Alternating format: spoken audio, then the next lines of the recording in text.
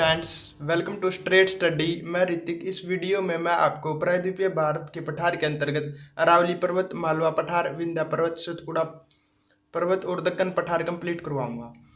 प्रायद्वीपीय भारत का पठार ज्योग्राफी का one of the most important topic है, तो बिना टाइम वेस्ट करे करते हैं वीडियो को शुरू। मैं आपको पहले प्रायद्वीपीय भारत के पठार के अंतर्गत जो मुख्य रूप से जो मैंने यहाँ पर मेंशन किए हैं 10, मैं बता देता हूँ ये उनकी अवस्थिति कहाँ पर है। ये है अरावली पर्वत, ये मालवा पठार है, ये है विंध्या पर्वत, ये सतपुड़ा पर्वत है। यहाँ पर है ये जो घाट है, यहाँ पर पश्चिमी घाट, ये पूर्वी घाट, यहाँ पर है दक्कन पठार, और ये है महानदी बेसिन, ये छोटा नागपुर पठार, और यहाँ पर जो मेघालय राज्य है उसकी राजधानी के नाम पर इस पट का नाम रखा गया है शिलोंग पठार। तो जो ये 10 मैंने बता दिए हैं उनमें से मैं इस वीडियो में आपको पहले 5 के बारे में डिटेल्ड बता दूंगा। अरावली पर्वत, मालवा पठार, विंध्या पर्वत, सतपुड़ा पर्वत और दक्कन पठार के बारे में मैं कंप्लीट पढ़ाऊंगा इस वीडियो में। अपने नेक्स्ट वीडियो में मैं आपको ये पश्चिमी घाट, पूर्वी घाट, छोटा नागपुर पठार, मेघालय पठार और महानदी बेसिन के बारे में बता दूंगा। तो अरावली पर्वत से शुरू करते हैं। जो ये अरावली पर्वत है इसके बारे में मैं आपको जो इसकी विशेषताएं मैं आपको बता रहा हूँ, आप ध्यान से सुनो।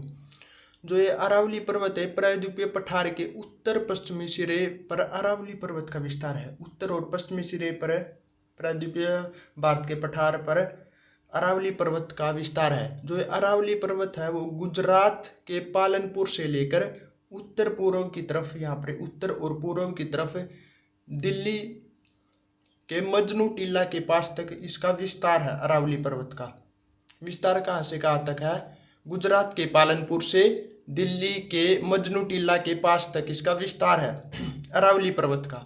और जो ये अरावली पर्वत की लंबाई है वो है 800 किलोमीटर। कितनी है? लगभग 800 किलोमीटर है अरावली पर्वत की लंबाई। और अरावली पर्वत की जो अधिकतम लंबाई है वो है राजस्थान राज्य में है। और अरावली पर्वत का जो दक्षिणी भाग है उसको गर्जा पहाड़ियों के नाम से जाना जाता है। और अरावली पर्वत को दिल्ली के पास दिल्ली रिज के नाम से जाना जाता है। अरावली पर्वत का जो सर्वोच्च शिखर है, कौन सा सर्वोच्च शिखर? वो है गुरु शिखर। वो राजस्थान में एक जगह है माउंट आबू, उसके पास है, स्थित है। और यहाँ पर इसकी एक और विशेषता है कि जो जैन धर्म का एक प्रसिद्ध तीर्थ स्थल है दिलवाड़ा, वो माउंट आबू में स्थित है राजस्थान में, अरावली पर्वत के अंतर्गत। और जो ये अरावली पर्वत है ये विश्व का सबसे प्राचीन वलित पर्वत है। जो मैंने ब्लू पेन से जो मैंने ऐसे दर्शाया है, ये नदियाँ बह रही है, नदियों का मैंने दर्शाई है, भी काफ़ी कुछ पठारों के बारे में बताती है। तो जो यहाँ पर ये नदी है ये है बनास नदी। वो अरावली पर्वत को पश्चिम से पूर्व दिशा की ओर पार करती है और चंबल नदी में, यहाँ पर चंबल नदी निकलती है मालवा के पठार से, तो उसमें मिल जाती है बनास नदी। ये तो हो गया ऑल अबाउट अरावली पर्वत के बारे में। अब मालवा पठार के बारे में मैं आपको बता देता हूँ जो इसकी इम्पोर्टेंस विशेषताएं हैं। जो मालवा का पठार है वो अरावली पर्वत के दक्षिण में है। और यहाँ पर मैंने आपको बताया था कि कौन सा पर्वत है? विंध्या पर्वत। विंध्या पर्वत के उत्तर में। तो जो मालवा पठार है ये अरावली पर्वत और विंध्या पर्वत के बीच में ये मालवा का पठार। और मालवा का पठार का जो ढाल है वो उत्तर की तरफ है। इस बात का कैसे पता चला? क्योंकि जो इसमें से जो नदियाँ निकलती है, कौन कौन सी नदियाँ निकलती है मालवा के पठार से? मुख्य रूप से चंबल नदी, बेतवा नदी, काली सिंध नदियाँ ये निकलती हैं। तो ये उत्तर दिशा की ओर प्रवाहित होती है। इसी कारण इस बात का पता चलता है कि मालवा का पठार का ढाल उत्तर की तरफ है। जो ये मालवा पठार है, जो इसका निर्माण हुआ मालवा पठार का, ज्वालामुखी से निकले लावे से हुआ मालवा पठार का निर्माण, जिसके कारण मालवा पठार पर काली मिट्टी पाई जाती है। ये भी क्वेश्चन बार बार पूछा गया है कि मालवा पठार पर कौन सी मिट्टी पाई जाती है? तो काली मिट्टी पाई जाती है मालवा के पठार पर।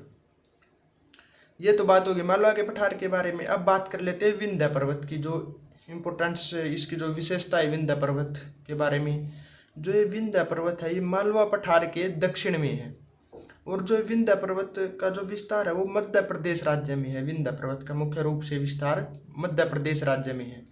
विंध्य पर्वत के जो पूर्व में जो पहाड़ियाँ हैं उनको बांडेर पहाड़ी और केसुर पहाड़ियों के नाम से जाना जाता है।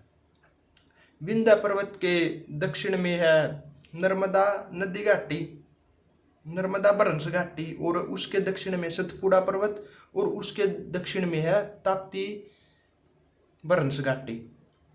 ये बात हो गई विंध्य पर्वत के बारे में। अब बात कर लेते हैं सतपुड़ा पर्वत।